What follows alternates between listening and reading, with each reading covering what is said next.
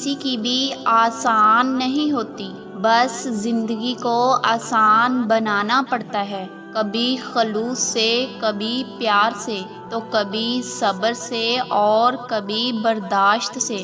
صبر کرنے اور صبر آ جانے میں بڑا فرق ہوتا ہے۔ ایک صبر تو وہ ہے جو کسی صدمے اور غم کے شروع میں کیا جائے، خود پہ اور دل پر جبر کر کے کیا جائے، اپنا حوصلہ آزما کر چپ سادھ لی جائے۔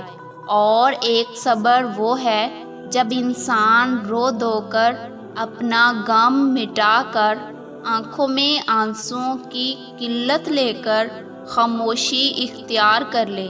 یاد رکھنا، جو بارش برسا کر بنجر زمین میں جان ڈال دیتا ہے، وہ رب تمہارے ہر دکھ کو سکھ میں بدل دینے کی پوری قدرت رکھتا ہے۔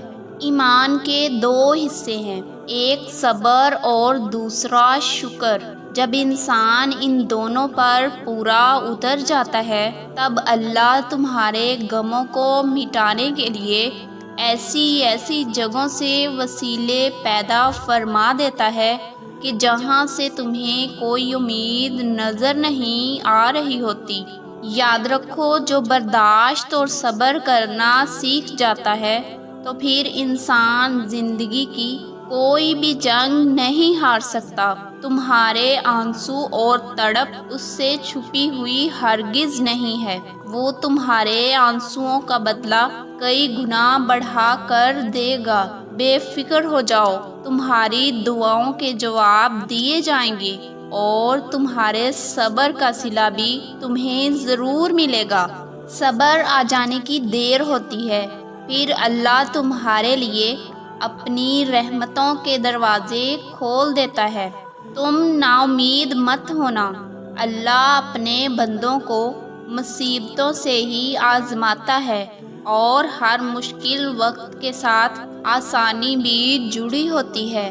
جب تم صبر کرنا سیکھ جاتے ہو نا، تو پھر انسان پوری طرح خاموش ہو جاتا ہے، اور اس خاموشی کا شور اللہ کے علاوہ کسی اور کو سنائی نہیں دیتا۔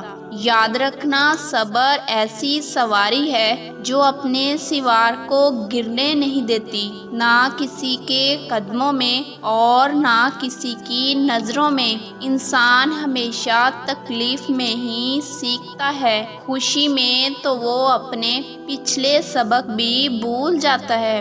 جب صبر آ جاتا ہے نا، تو پھر کچھ بھی کھو جائے تکلیف نہیں ہوتی، دل بس شکر کا ورد کرنا شروع کر دیتا ہے۔ یاد رکھنا کہ معجزے صبر والوں کے لیے ہی ہوتے ہیں، اور وہی صبر کے معجزے تمہاری زندگی کو ایک نئے رخ کی طرف موڑ دیتے ہیں، تمہاری زندگی کو بدل کر رکھ دیتے ہیں۔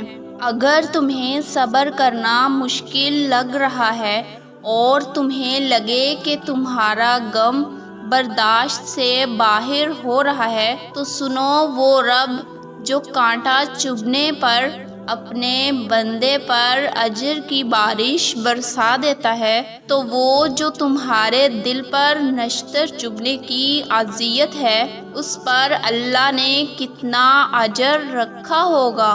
بس صبر کرو، تمہیں وہی ملے گا جو تمہارے لیے بہتر ہوگا۔